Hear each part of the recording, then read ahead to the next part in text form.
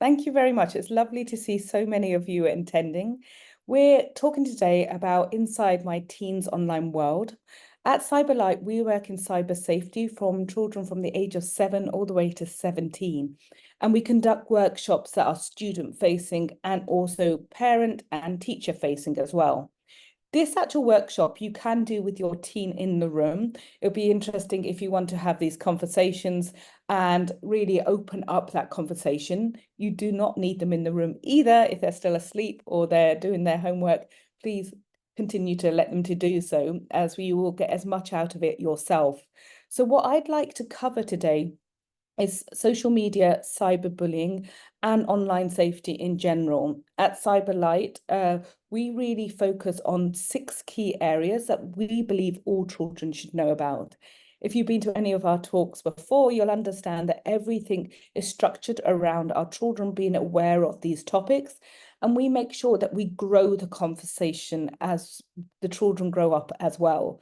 So what I hope from today's parent talk is we don't just do the broad strokes that you may have heard before about passwords and making sure that we use our OTP. I really want to deep dive into understand what it is like in the teens world and what's coming at them from terms of technology, from peer pressure, and from how the actual whole system works against them sometimes. I have 3 children. They're 7, 12, and 13. And if you are obviously parents of teens, you know they become teens very young. So a lot of what I'm talking about, I'm dealing with on a daily basis. So I understand how integral it is to have these conversations with our children and how murky it can be about what we need to really be aware of or know about. So I do invite you to ask questions. Michelle, my co-founder, will be there to field the questions later in the actual webinar. And we can have those discussions as well and tell you how we can support you. All our work is for people across Asia, but some of these questions we can answer specifically for Singapore as well in terms of support structures and systems. So where do we start? So I want to start in the world of digital identity. Digital identity is incredibly important for our children and understanding what that term is. How I talk to children about digital identity, and let me term children at 13 to 17 in this conversation. So you may not like being called a child, so I apologize for that. But how I talk to students is I want them to see themselves online as a brand. It is curated. It's something that you put out there and express of who you are. Think of your top influencers. Think of those people that you turn to all the time. When we're scrolling content and we're looking at things, we're buying into people's brand images. If, like me, you're slightly addicted to TikTok as well, there are certain people I expect different format of content from. And when they suddenly come up with a political messaging or they come up with something that I do not expect of them, I feels like they're off brand. We need our children to understand, unlike walking around in the real world where you get to be 360-degree you, it may not be the same when you're online. People are looking at you from the nuggets of information that you're putting out there. And what I want kids to realize is you get to be in charge of that brand as well. We know it's all about our digital footprint and how our digital footprint is actually projected out into the world. What do I mean by digital footprint? Everything we do online leaves a trail. Not all of these trails are visible. Some of them are completely invisible and you don't see them at all. I think we're not completely aware of when and how the tech companies are picking up our digital footprint and what they're doing with it. I just had a conversation with Michelle, actually. We had just applied for something online, and within 2 days, we were getting mailing from other people, spam messages that had obviously come from that information that we'd inputted on a private document online. So often people are selling our digital footprint or they're actually sharing it outwards. So first of all, we need to explain how it actually affects us. Places like Facebook apparently have more than 150,000 data points on what our footprint looks like. They can apparently, really using technology and algorithms, guess what our children are going to do next, what they're actually going to search next, who they're actually sort of stalking online, ex-boyfriends, people they fancy. All of this they can work out way beforehand through their digital footprint, because our digital footprints can be very much guessed or anticipated by tech companies. And so we have to be aware of what we're doing, what we're liking. What does that mean for your teen in the real world? They are very, very capable of posting all parts of their day. There are, in fact, now apps that ask you to post every 24 hours where you are and what you're doing. There is a push by technology companies for us to be sharing all parts of our days and be creating personas that can be watched as content. So our children are falling into this and sharing a lot of information, doing a lot of the dances, showing get ready with me videos or challenges that they're actually putting out there. But there's not much thought about what this digital footprint might mean for the future. In places like TikTok, we've seen children follow challenges, follow things that are incredibly dangerous for them. Like one case in example is the plank challenge, where you had to do a plank in a dangerous setting or place. One, I don't understand why you'd want to do a plank to begin with, but in a dangerous place is incredibly bad, or something we don't want to have in our digital footprint, because it shows a lack of common sense. In fact, it got to such a bad point that Australia had to ban this challenge and make it illegal because of deaths that had happened. So this is showing how something could go viral online and then become part of your own digital footprint, or part of your risk in your cyber world. Let me dive into all of that in a lot more detail to help us understand what we need to do to protect our children, or to get them to understand what they're posting online actually affects their online reputation as they grow up. And this is going back to teaching your child to talk about their digital footprint as a brand and how they are placed. So today, universities will look at our children's social media space. In fact, speaking to universities, they are actually very aware if a child doesn't have a social media profile, because actually people get high grades now consistently globally across the board. So not only are universities looking at our children's grades, they're actually looking at the type of personality our child is. And how do you figure that out? You go online and see what their digital footprint looks like. And every university, in fact, every company is doing this. When we in HR are looking to have more of an understanding of what somebody looks like, we'll go and search them, look for their digital footprint. If any of your friends are dating, you know they do exactly the same. How do we get our children to consider what that looks like and how it affects their online reputation? For a case and example, if your child wants to be a vet, we would recommend that they're posting blogs, content, reels on how they're so good with animals. So when you get to that content as somebody, you look at their reputation, you think, that's great. Getting our children to understand public content and private content as well. If you Google Nina Boal, you'll see a lot of public content on my Cyber Light, on my work in cyber safety education. You won't see much of me as a parent or as me on the outside. You would have to come into my private accounts to do that. So we need our children to understand online reputation. Why is it? Well, one of the reasons why we are affected and we want our children to have this conversation is they are consuming a lot of content with curated brands out there like Andrew Tate.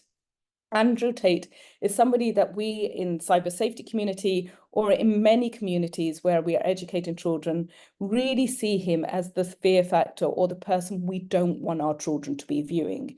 He's misogynistic, he's sexist, he's out for sex trafficking crime, but he is also the most Googled man on the internet. And when me and the team at Cyberlight go into other countries like Maldives, Bangladesh, India, 99% of children have consumed his content. And that is true of Singapore as well.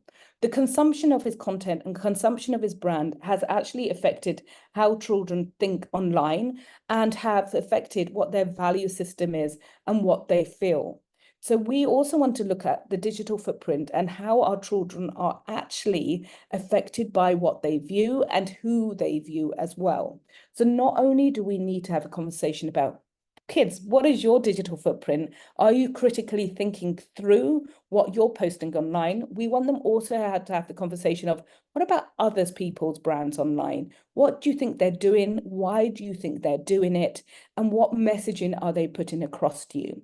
And that's another place that we'll dive into to look at our children's social media worlds, who's coming to them and what are they projecting outwards. Well, how are we to have conversations with a lot of the things that I'm going to be talking about moving forward is just have conversation starters. On cyberlight.org, you'll see a whole list of conversation starters you can have with your kids. Things like this. Do you think you have free will in what you watch or are fed those videos by the apps? So these types of questions are really important to start having with your children. When it comes to cyber safety, I can tell you a lot about settings, about parent controls. I can tell you about the rules. But if you're not having a conversation with your children, if you're not giving them critical thinking skills, they will end up in a space where the videos, the information coming in will have effect on our children. Let's go into that in a little bit more detail. Why are our children viewing brands, content, and information that may not line up with our own value system? It may not be something we want them to watch, or they may get stuck in a rut. If you have a teenager, you will, as much as I, have words thrown at you at the dinner table like brah and other things where you're like, where have you got this language? What does that even mean? The algorithms are obviously giving them more of a social content that is relative to their age group. So they're seeing something very different online than I am. Let me give you an example. My algorithm in TikTok gives me a lot of things about how to train my dog, how to sew, get ready with me makeup videos. These are the type of things I see. And then a lot of content on comedy parenting. And are you going through this? I am also going through this as well. My children's algorithms are completely different. What is being suggested to them, what they're seeing is designed to keep them engaged, is aligning to their preferences, not our preferences. In many cases, our parenting has been put aside and the algorithm has taken over. And dependent on what the technology company wants you to see, how long they can keep your child online, they will be creating algorithms that get your child to stay on page on their app for as long as possible. Let's give you an example of this. TikTok has one of the best algorithms in the world. One reason that I spend a lot of my day when I'm actually not working or not parenting, I will go onto TikTok to be amused, to be entertained. It will give me content that has been designed completely for me. It will be aware of what I like. It will be aware of how long I've spent on a video. I often see videos I think I would have nothing to do with. This would not be something that I would click onto on a YouTube link. But when I see it, I'm like, oh, this is interesting. I really do care about this judge in America and a custody case, and I will spend 2 minutes on it. TikTok has clocked that and has worked out what other people like me also like and starts to give the same information. There's a great video that shows how TikTok algorithm actually works. Watch the video while considering the application it has with our teenage minds. A recommendation algorithm is really just math. So for example, if you liked videos 1, 2, 3, and 4, and I liked videos 1, 2, 3, and 5, maybe he liked videos 1, 2, 3, and 6, then what's going to happen is, because we like 1, 2, 3 at the same time, he's going to be shown 4, 5, 6, and so are we. And you can think about this repeated at scale in real time across more than 1 billion people. AI and machine learning has allowed this to be done at a very, very big scale. It learns the interest signals that people exhibit very quickly and shows you content that's really relevant for you in a very quick way. The other thing here is that we don't actually ask you 20 questions on whether you like a piece of content, what are your interests. We don't do that. We build that experience organically into the app experience. So you are voting with your thumbs, by watching a video, by swiping it, By liking it, by sharing it, you are basically exhibiting interest signals. And what it does mathematically is to take those signals, put it in a formula, and then matches it through pattern recognition. That's basically the idea behind it.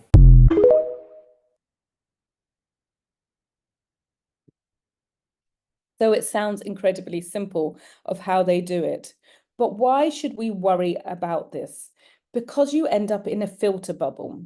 It becomes hyper personalized based on your interests, your experiences, your interaction, and it results in only seeing content and information that exists with your preference. So you end up in a very biased structure. Let me give you a very, very current example of this. I get a lot of content about Biden and in a democratic way, or being very positive and being very much like the Republicans have always lied about him. I, with very liberal values, will sit there and watch it and say, oh, okay, I can see people are really having a go at him because of his age, but actually, should we be ageist? Actually, the debate a couple of weeks ago showed that I was in a filter bubble. I was being fed something that I was meant to see that matched my preference and matched my view of the world. In reality, it was incredibly different. And a lot of people felt that they got thrown out of their filter bubble.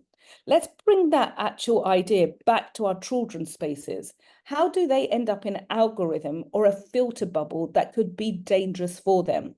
So, my daughter is really into football. She loves to play football. She likes to exercise so she can be the best at her sport.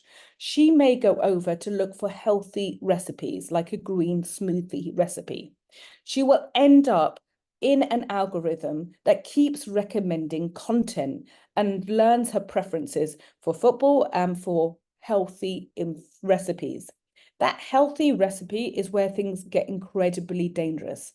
When health and fitness gets prioritized on a 13-year-old's TikTok, it can get into a diet culture incredibly fast. And we've seen there's been a lapse in from a diet culture going incredibly quickly into a anorexic type of content. We've seen content where teenagers are convinced to try and get their arm to go all the way around their waist, or to try and get their fingers to go around, and it doesn't work on me, but to be able to touch it from one side to the other to see if you are healthy enough. If you yourself have ever got trapped in health content, you will get confused as a logical adult of, are carbs good? Is protein good? Should I be doing this? Should I be doing that? Logical thinking has been taken out of it. And this is where we as adults need to step in to protect our children's human agency and protect their thought process. There's often something that's said to me and our team is often we have to rely on our children's common sense. Now, you are sitting here with teenagers in the room. The one thing teenagers lack by their age and just by how we are as teenagers is common sense. We don't often think logically, like, am I being forced down a filter bubble? Is this content hurting me? Do I feel anxious? Do I feel trapped by the content that I'm viewing? We need to protect our child's human agency, and as logical thinking adults come in and support them. Now, what do we do? As you've heard, I am a TikTok user. So the great thing about TikTok is it does have a family partnering app. You can actually be aware of what your children are viewing, and you can reset their algorithm. You can't do this with YouTube, and there are some take control tips here for YouTube as well. But for TikTok, they are aware of the sensitivity of their algorithm. You can actually do it for yourself as well. You can go and reset your algorithm if you've realized you keep getting the same type of content and it's starting to get incredibly annoying that you do that. So that's one thing to do. Go over to your children's TikTok, your students' TikTok, and reset it if they need it to be reset. Have a look at what they're viewing. Be aware of what you're following, liking, engaging. If there's types of content that you want your students or your kids to actually watch, send them videos, subscribe to things that they that you like, so you have some control over their algorithm, and have a conversation with them of how can you start controlling your algorithm and not ending up in an echo chamber. Now, let me give you more information of what an echo chamber is.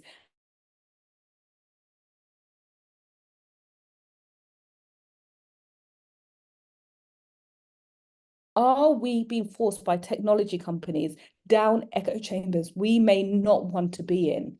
And what are the tools and the solutions we can have as a family to ensure that's not happening? Please watch this video and also reflect on how a tool like this could actually support what you are watching. What does your echo chamber sound like? Fake news. Misinformation. Fake news. Fake news. How does your echo chamber make you feel about policing?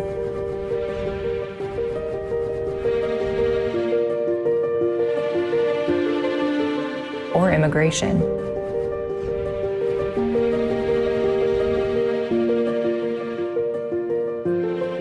Or COVID-19?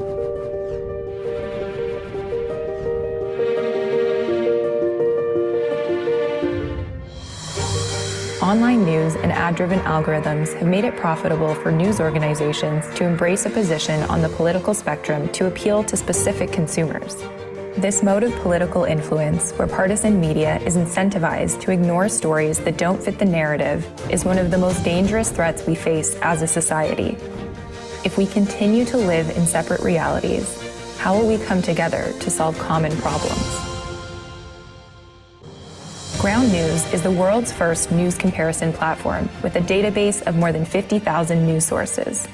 Every day, we process around 60,000 articles and gather related stories in one place so readers can compare news coverage in real time. We don't just show readers which sources are reporting. We highlight who owns those sources, how reliable they are, and where they fall on the political spectrum. Our proprietary rating system and easy-to-use platform injects transparency into an institution that's drowning in distrust by empowering readers to think critically about their news consumption. We don't use manipulative algorithms to show readers news we think they'll agree with.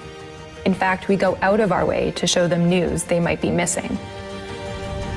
The blind spot feed puts a spotlight on stories that are underreported by one side of the political spectrum, giving readers information that could challenge their perspective and expand their worldview. What does your echo chamber say? So Ground News is a very good solution to showing your children and showing students how the news can be manipulated by sources. When I grew up, we never needed to have that conversation. We just trusted what we were shown. However, our children are not getting their news from traditional sources that we can have some trust in. They are getting their news from incredibly different sources across the board. And we need them to think through, why am I watching this, especially teenagers, and what does it mean and what's the motivation behind it? These are conversations that are very new to us as parents, but we need to have them. Another conversation as parents and how we parent our children online is not just by viewing what they are seeing. It's about them understanding how technology is working for and against them. Let me give you the example that's in front of you now. I may be very engaging. You may be finding this talk very interesting. However, I would guess 90% of you would have picked up your phone, mine is here, and had a look at the notification that has come through while talking to me. We have been trained by our technology much like a barking dog. If a bell goes, a dog may realize it's time for their food. When we see a notification, we've been told it's time to engage with this app. We've allowed apps actually mind share with us by just allowing them to notify us every time they have a message. May it be Lazada, Shopee, or Grab, we have allowed them to enter our space whenever they like. Our children need to know that those notifications are meant for them, not the other way around. If you think about every time you download an app, how readily you may say yes to sharing your location, yes to sharing your data, and yes to allowing that notification to happen. That way, what we've actually done is our children's engagement time has gone down. The same frustration I have that my children can't really even sit through a Netflix film anymore because they're so used to reels is because often I haven't thought about switching these settings off and allowing them to have space where they're not interfered with in technology. So go over to your notifications on your phone or your children's notifications as well and switch off the notifications. Then as you go through the day, through the week, you'll realize which apps you really need to notify you. WhatsApp may need to notify you. If you're looking for a job, LinkedIn is a powerful tool to notify you to what's happening. But does TikTok need to notify you? Does Lazada need to notify you? Let your children consider how they take back some control. So from this point, we've actually talked about algorithms, filter bubbles, echo chambers, and how notifications could also be a pull on you.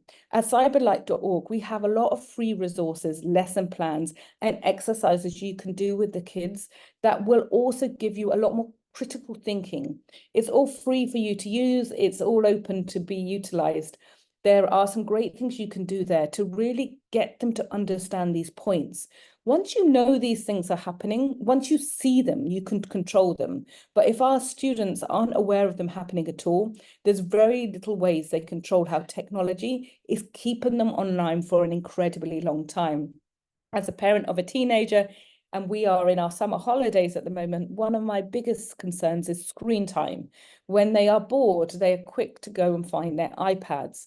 And I can find them, and they probably are now while I'm doing this workshop, doom scrolling, going from one thing to another. When I will ask them, what have you watched in the last half an hour while I've been away? They probably can't tell me. This is another thing that has been built into our children's technology to keep their minds in the apps so they're there for longer and the tech companies can make more revenue and add dollars off of them. Is the whole concept that it never ends. If you're on YouTube, if you're on TikTok, one of the greatest features is you never run out of content, which means you can be there for hours. It will continue to feed you. We need to consider if doom scrolling is supporting us or not. And one of the things we can all do is put a timer into our YouTube, into our TikTok that actually says, do you want to take a break? Again, we have to work from the sense that common sense and logic isn't always with us when we're young. I was not the most logical person at the age of 16. So using parts of technology that have been built to aid our children is really important. Unfortunately, these things are not automatic. We need to, as parents, go in there and actually switch these things off. We need to do this because we know that these features actually have a really detrimental effect to our child's actual mental health online. And as we continue through this conversation, I actually want to dive more into our children and their mental health and their emotions while they're online, because we have some incredibly difficult statistics to deal with. 20% of our teenagers report being anxious or depressed from the use of social media. That's a statistic that was actually provided by Facebook themselves. Now, I always say if you were an entrepreneur, you have a business, and you were told 20% of your user base was having issues with their mental health because of your product, you would want to do something about it. But unfortunately, the mechanisms and controls that they have built into it, like timer control, the ability not to have notifications, are very hard to find or be aware of. So we need to go off and switch those on. And the other things we need our children to be aware of is the type of things that make our children anxious. And one of those is the herd mentality. The whole point of social media is to create a herd, to create a viral moment, to have the likes, the shares, to be able to make money off of our content, be it through a fashion trend, social media trends. At the moment, there's a lot of energy around politics and having an opinion, or just the panic that social media that can create. Herd mentality has been built into our social media and technology. And this is where our children are feeling incredibly anxious. I know I've shown you a few videos, but I do want to show you this next one because I think it illustrates incredibly well how social media can make us all feel incredibly anxious. So I'll just play this quite quickly.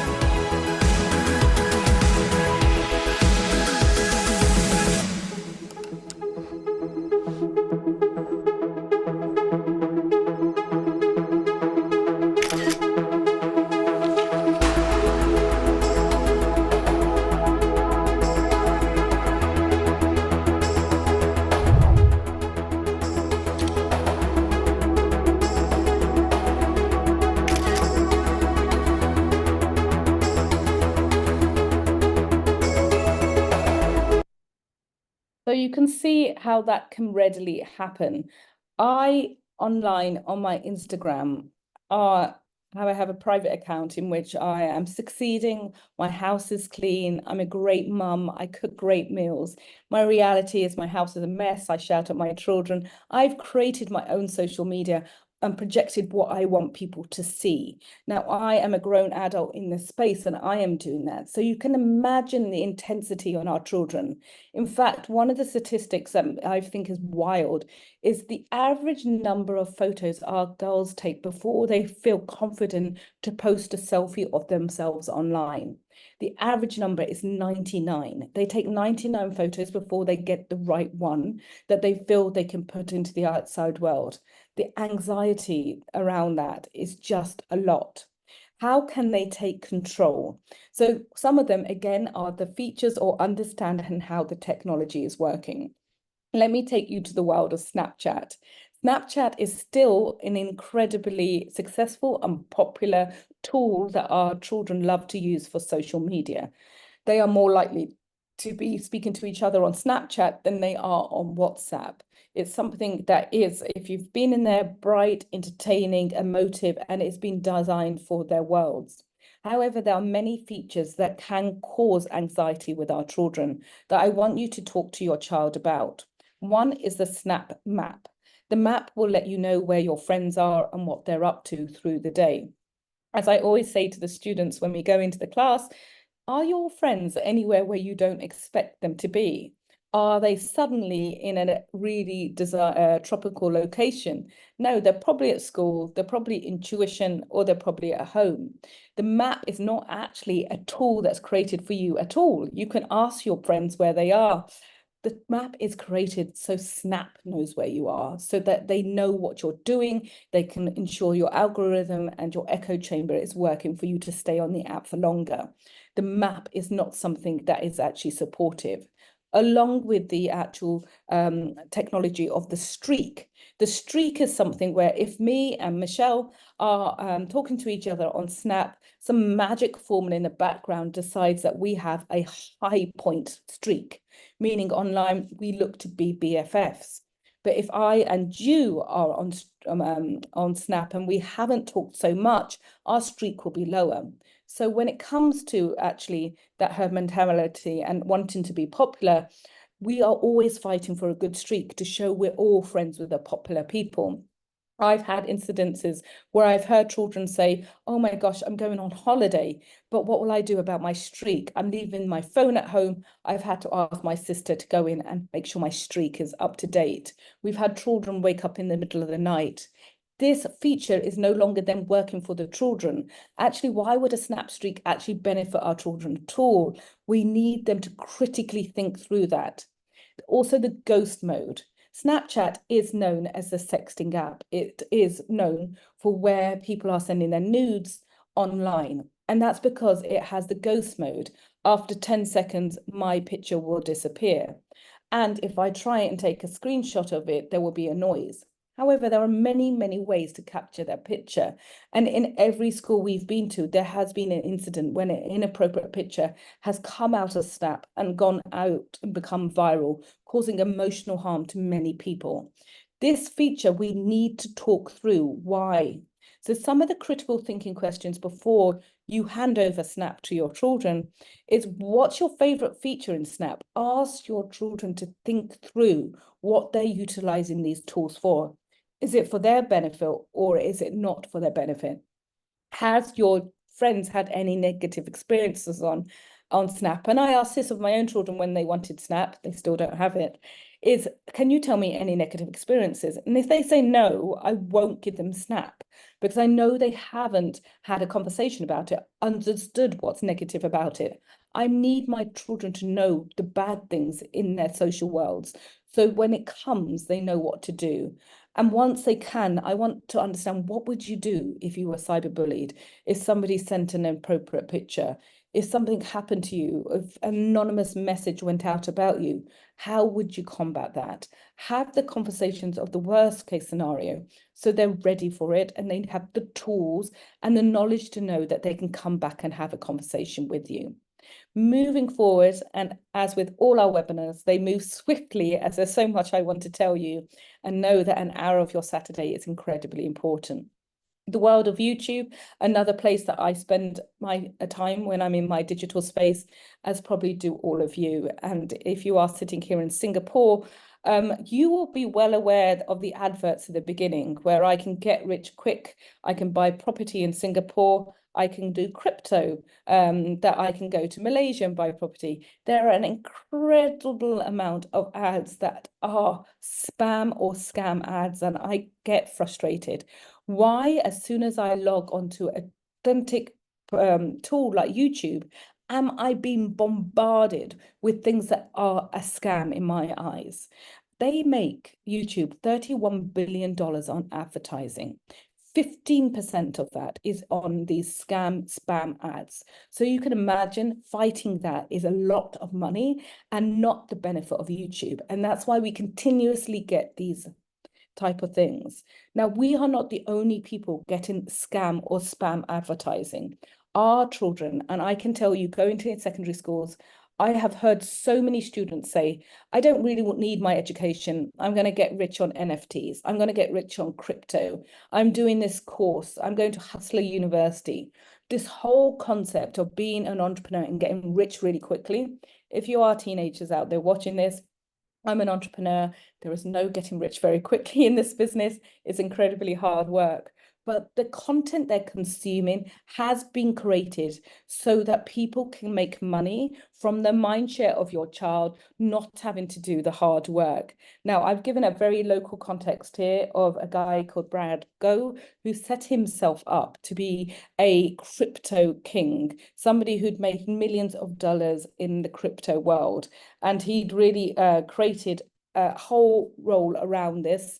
And if you went to his Instagram, and he has a lot of Instagram accounts, you can go look at his digital footprint. It's a really good thing to do with your students as well. And have a look at what he has actually projected and his reality. What is happening here and what YouTube is doing is targeting ads at our children. And people like Bango are creating ecosystems where they can get money out of our children by buying courses or believe in their content they have.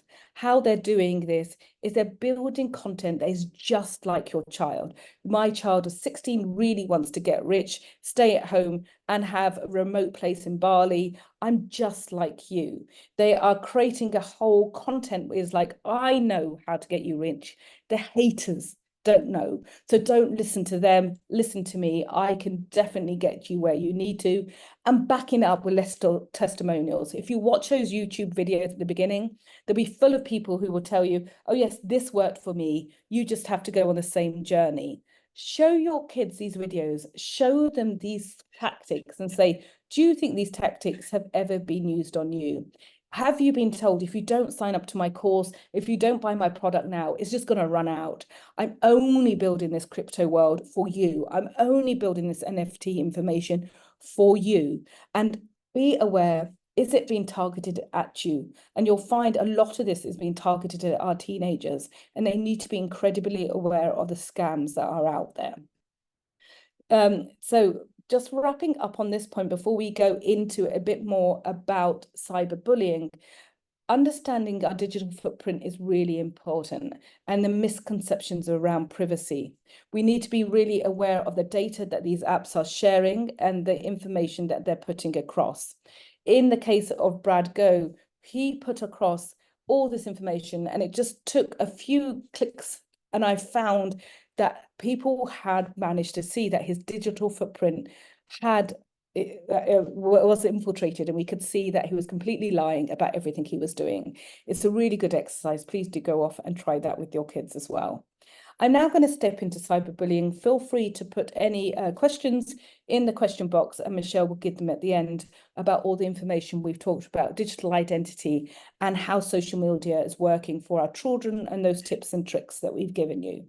Now, cyberbullying is something that we find incredibly important to talk about.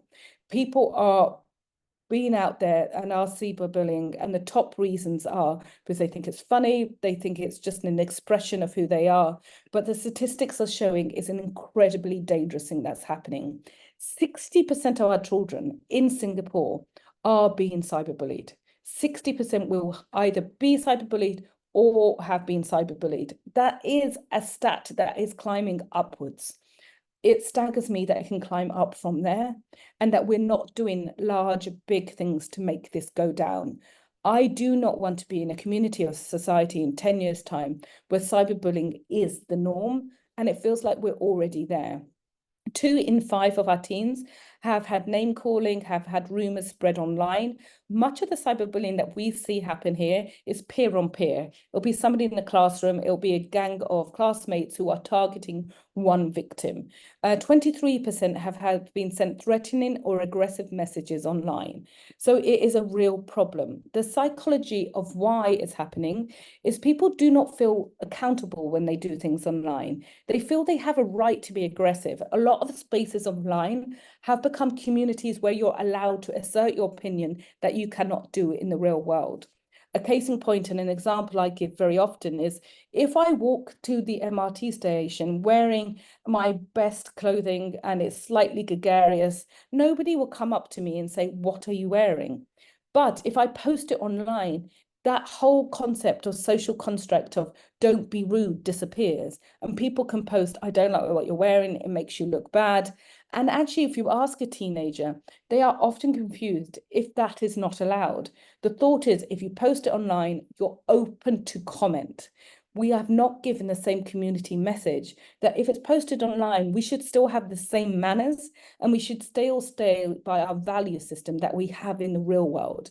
And that is not happening. So the growth of cyberbullying is immense. So how do we deal with cyberbullying? First of all, as parents, as adults, we need to know what is a clear definition of cyberbullying and when do we step in? We have digital drama. Digital drama is when the kids come home from school, something happened that day, and it becomes the conversation on the WhatsApp group. Somebody may be commented upon, or it may be seen in a negative light. The next day or two, the drama dissipates and it goes away. That is digital drama. It is what happened in our worlds as well, but now there is a device and it continues. Here we just support our children with saying the right thing, coming out of the conversation when they should, and not inflaming it further. It is not something we need to really take to the next level. It's something we should parent at home and guide our child how to deal with that situation. Cyberbullying is when it happens repeatedly, and it happens by one person or a few people, and that one person becomes a victim, and then it becomes incredibly severe. We want to come in as parents, teachers, and adults when it's starting to repeat itself before it becomes severe. When it becomes severe, our children switch themselves off, they become incredibly anxious, and this is something we want to make sure doesn't happen. What we need to be aware of, parents, and I honestly can't say this enough, if you find your child is being cyberbullied, please do not take the phone off of them. That is my natural inclination. I'm going to take the phone, I'm going to take the app away from you, and you will be safe. What happens is our child feels like they've been punished, and they will just tell us it's okay to get the phone back. The problem is now not that they were bullied by an individual. The problem is you've taken the device. And so that becomes an issue. Take the device, block the individual, take screenshots of what's happened, and give them the device back. They were not the problem. The problem was the bullying culture. And also make sure you report it to the app that it happened on, because by reporting it, we take these apps companies to take things like this severe in more appropriately. If it's happening on WhatsApp on an encrypted platform, it's more harder to do, but make sure that you do not take the phone off of them, and then you report it to the relevant people. Do not go to the parent of the cyber bully. Every parent will defend their child, as is their right. We have trusted adults within the school, in our communities, who can support us and make the problem to participate, not inflame. What we don't want to do is inflame the situation. We have to be aware when cyberbullying occurs, it can often be our child. The reason for that is their frontal lobes are not fully formed. Our children's frontal lobe is not formed till they're 25 years of age. And so think of a case when you've been WhatsApping and then you've actually deleted it and reframed it so you don't cause insult, you don't cause harm. Our children don't remember to delete it or think it through.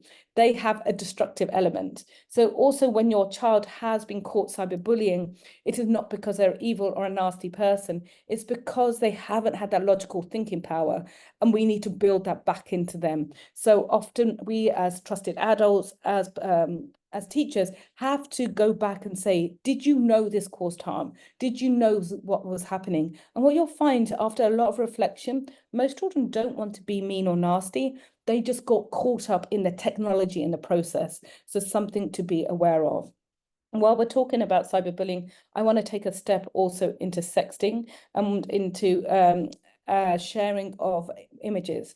We now know that 80% of children by the age of 11 have watched pornography. We know sexting and the sharing of inappropriate images has been part of the culture. Schools we go into, when we ask children anonymously here in Singapore or anywhere, the number one question we get asked all over and over again is, what do I do about my inappropriate images? What can I do about the content that's already been out there? It's become socially normal to be sending sexting or images. We need to have this conversation with our children. They need to know the definition of sexting. They need to know that it is an abuse to be sending this. Now, what I need us all to be incredibly aware of and to communicate to our children, if our kids are sending photos of each other and they're under the age of 18, it is considered as a paedophilic act, and they need to be aware of this. It can be seen as gender abuse. I have seen it too often where a guy has got a picture of a girl and sent it to all his friends in the form room or the classroom. And this is something that we really want to start considering why it's happening. And we often get called revenge porn or sexting. We would like to keep away from this type of terminology and call it online harm, and really be aware that our children are causing online harm with each other when they're sending these images. Again, if your child gets into a situation where they have shared something, we need to understand, was there consent to share? And if there was no consent to share, your child is a victim. We often will, first of all, be very upset and be like, oh my gosh, I can't believe my child sent an inappropriate photo. But to remember, it has become a cultural norm. They can get caught up into something, and now they need our help as an adult. And to stop this happening, we need, and these quick things I'm flashing onto the screen, we can send you, are the terms we want your children to understand and know. They need to be aware of these terminologies. And so when they are sharing an image online, are they consenting to it? Do they understand what might happen to it? Can you give them some critical thinking questions about, when you send this photo, where do you think it'll go? What do you think will happen with it? And unfortunately, our boys are doing this way more than our girls. They are sending way more photos and asking for more photos as well. So we need to really think through the conversations we're having with our children around these points. And how I'd like to sort of really show you how this is actually happening and how it has an effect, the gender and also the cyberbullying. I want you to come into a community with me. Our children live in communities online. Our teenagers will find their people. They may not have found their best friends online, but they may, through Discord or Twitch, find a community that they really enjoy being in. And for this example, I want to show you the community and the online gaming community. Online gaming communities are often very cliquey. They can have their own vocabulary. Sorry, that's the word I was looking for, ironically. They can have their own vocabulary. They can have their own ways of interacting with each other. And they can be very male-dominated spaces. There is a great example of how women are affected online through cyberbullying and through harmful conversation or harmful words through the gaming community. And let me show you this through a quick video. This video is not appropriate for very young children, but I assume you have teenagers in the room, so that's absolutely fine for them to watch.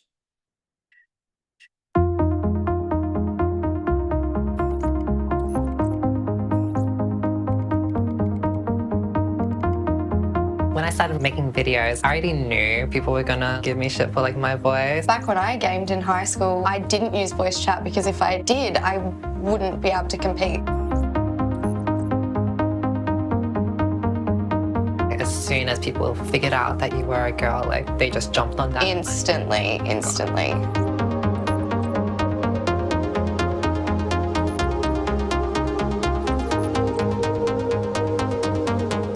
I'm going to test all this. Hello. Testing. Hello. Oh, there we go. Well, there she is. This is me as a girl. Sweet Bee, that's my name. How long do you think it's going to take before he gets told to get back into the kitchen?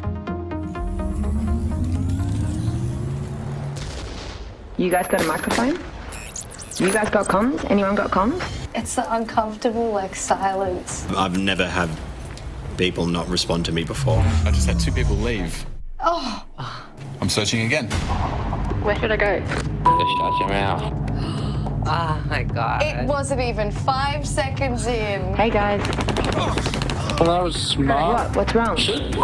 Hopefully we win this. Oh, sweet, go touch your... Whoa! I'm trying to play the game. Here, that ain't make fun of your dead grandma. Oh, shit up, what? Shut up. Is that a female? I want to baby. Idiot. Give up. Go back to your thing. What the call me daddy? Naughty little girl.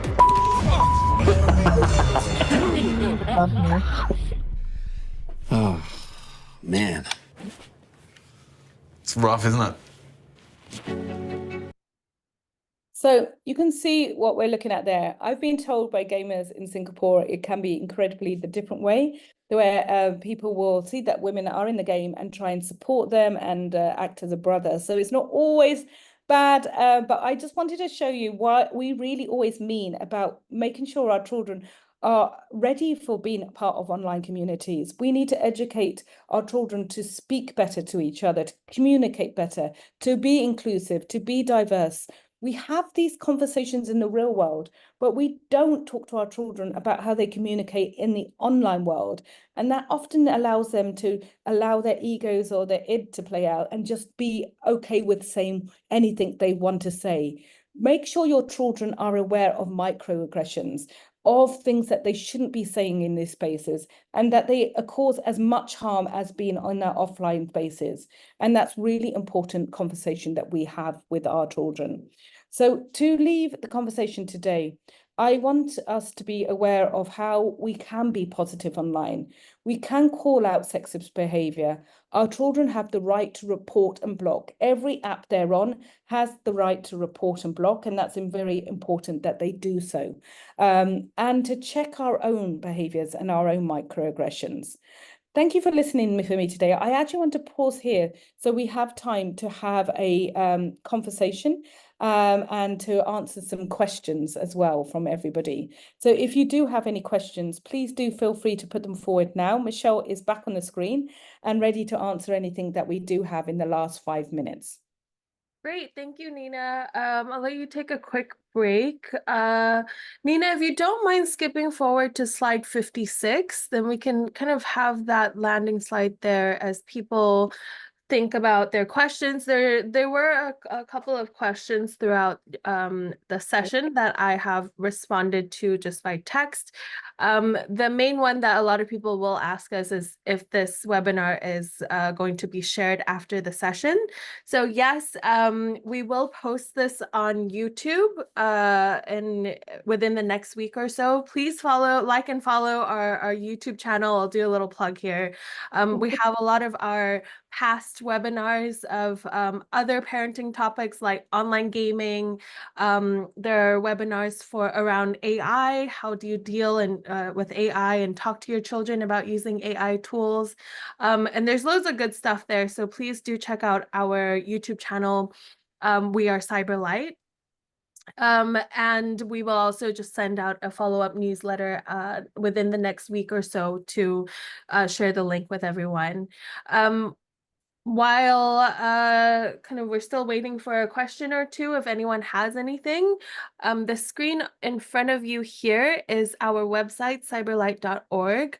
Nina has mentioned the conversation starters, I think earlier in the session, but if you want to kind of deep dive into a full set of questions there, we have just kind of meaningful conversation starters, things that you can ask your child or your teenagers about their online experiences and start to open up that conversation at the dinner table or within the home.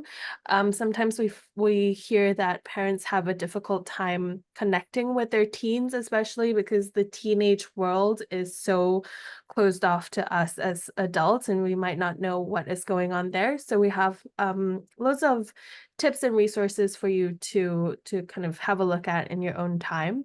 We also have parenting guides and tips and articles, as well as links to a lot of the popular games and apps where you might want to just look around what kind of parental controls are available. Okay, so we do have a question that's just come in. How do we balance their privacy and know what they're looking at? Nina, do you want to start that off?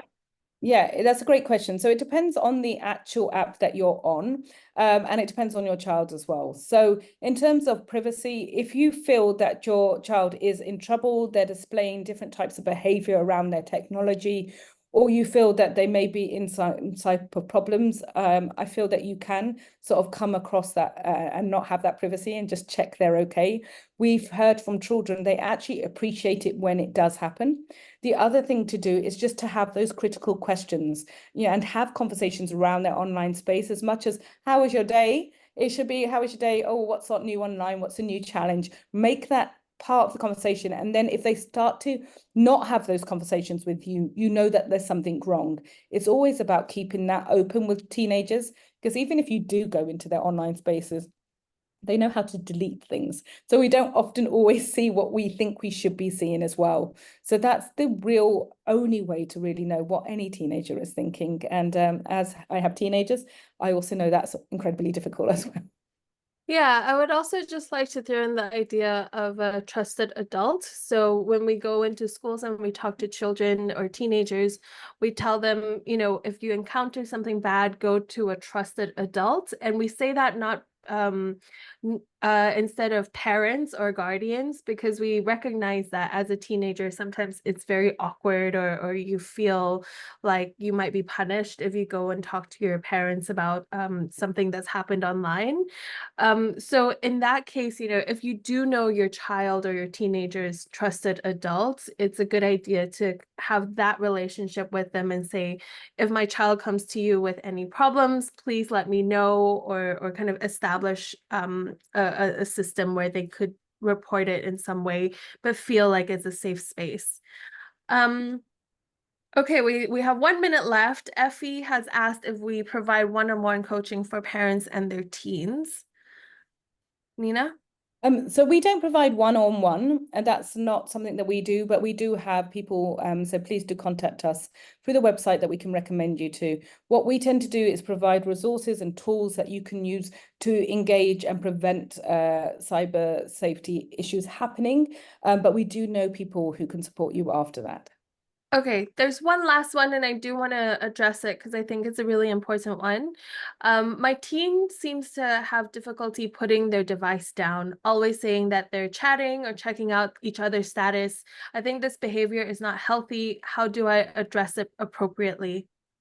Yeah, absolutely. I think our teens are spending a lot of time creating and supporting their relationships with their friends. And that's very important. As we know, teenagers, your friends are everything. So it becomes a space that you keep going online to have that conversation, and you're always there. So we always talk about, are your children being engaged? Are they actually supported by the conversations they're having online? Or are they just wasting their time? So I think it's a case of having parameters and boundaries around how much time they can have doing certain things online, especially for a teenager. They're expected to get online to educate themselves, do their homework, have their social life, get to know what's happening in the world. So be aware that they don't, what time limits you put in certain areas, and it doesn't become toxic. And by doing that, they need to have these conversations where you can hear them as well. Make sure you have boundaries around your child's phone in the bedroom. That is the one that is very important for teenagers. Often we seen things spiral, or our children get into really dark situations if they're left unmonitored. And I think we sometimes leave our children quickly unmonitored as teenagers with their phones. And so that's the number one way you can support your child. Be around them, have a slight ear out, and ban the phone from the bedroom. It's the most important thing, I feel. Yeah, and I think it's important to also recognize what they're going through in terms of the teenage FOMO, or kind of the peer pressure of Yeah. feeling like something's happening without me there, but I have to know what's going on. Um, so I think, dealing with teenagers is always a personal parenting style, isn't it? And it depends on how much kind of empathy and kind of letting go of all that control you want to make in the house and your relationship with your teen. Okay, last one, I promise, because this is we're running over time now, but I do know that parents have a lot of questions. My teenager just got into Instagram. My fear is if I say something, she will respond and say, I serve the same, especially with health and food. How do I address this behavior? So I'm understanding this question as kind of her echo chamber, or kind of addressing the algorithm that she's on, and also the fact that sometimes the internet knows more than we do. How do we address this problem, Nina? So in terms of what I'm hearing is that your child is scrolling, and so are you scrolling, and you're seeing great content about health and food, and your child is as well. It goes back to that thing that you know as an adult, that your logical thinking skills and your common sense is grounded, that you can find, or you can sort of catch yourself when you're going through an echo chamber, or you can think through the information that influencer has. You can empower your child to do the same. So if you're seeing the same type of content, show her something that you're seeing and saying, look how this is completely contradictory to this. What do you think about that? Do you see things like that? Let's scroll together and have a look at that. Also, by subscribing or by checking out Instagram that you want her to be viewing, you can start altering that as well. But actually, what I find is having that conversation and showing her what you're seeing and what your conversation around that is. Can you spot the motivation behind what you're viewing? Can you spot if you're doom scrolling? Bring those words into your life. I say to my kids, oh my God, mummy's doom scrolling. Let's go and get a coffee. Or I'm in a doom scroll, everyone else is. Let's all put our devices down. Bring this language and this thought process.